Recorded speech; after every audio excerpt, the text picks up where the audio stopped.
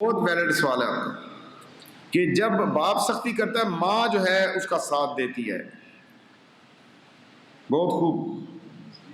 ہاں جی، ان کا سوال آ گیا ہے کہ اس کی کیسے روک تھام کی جائے. کہ اگر ماں باپ روکتا ہے تو ماں پھر ان کے ذہن میں ڈال دیتی ہے یہ باپ تمہارا تو میرے ساتھ بھی بڑی زیادتی کرتا رہا ہے، اب تم اس کے ہتھے چڑھ گئے ہو. تو اس کے لیے جو گیپ ہے میاں بیوی کے درمیان اس کو ختم کرنا ہوگا. ان کی آپس میں میٹنگ ہونی چاہیے میاں بیوی کی کہ ہم بچوں کے معاملے میں ایک دوسرے کو ننگا نہ کریں. وہ کیا ہوگی، ماں پھر بچے کو ورگلائے گی تیرا باپ ساری زندگی ایسے کر، یہ اپنی بہنوں کی مانتا رہا، مجھے مارتا رہا، مجھے پیٹتا رہا، اس کی رشتہ دار عورتیں جادو کرتی رہی، میں ایسے بتاتی رہی، اس نے نہیں روکا. اچھا، باپ کے ہتھے جب چڑھے گا بچہ تو یہ کہے گا ماں تمہاری ایسے تھی. اس گیپ کو ختم کرنا بہت ضروری ہے اور اس کے لیے حکمت عملی سے تیار کیا جائے. سختی سے مراد یہ نہیں مراد کہ ہم بچے کو مارنا شروع کر دیں. سختی سے مراد یہ ہے ہم اس پر نگرانی کریں، ہم اس کو ماحول دیں اور اس کے ساتھ پیار محبت والا معاملہ قائم کرتے ہوئے اس بچے کو اس کے ساتھ دوستی. باپ کا کام ہے بچے کے ساتھ دوستی کرنا.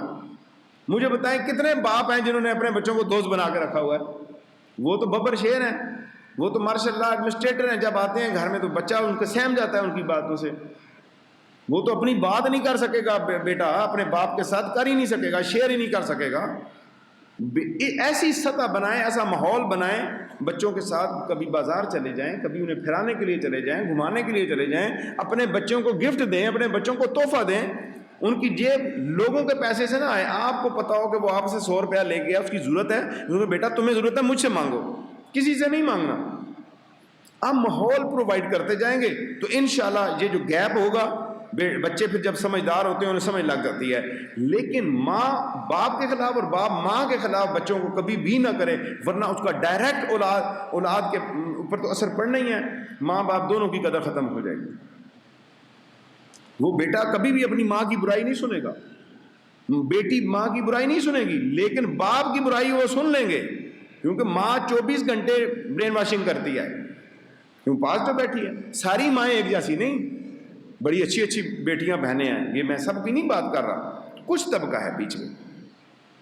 تو اس طرح ہم آپس میں اتفاق محبت کر کے بچوں کی تربیت کا راستہ نکال سکتے ہیں، ورنہ وہ بچے ڈسٹرب ہو جاتے ہیں، نفسیاتی امراض میں چلے جاتے ہیں. جس گھر میں میاں بیوی کی لڑائی ہوتی ہے، بالخصوص بچیاں، ان کے مستقبل فیوچر خراب ہو جاتے ہیں.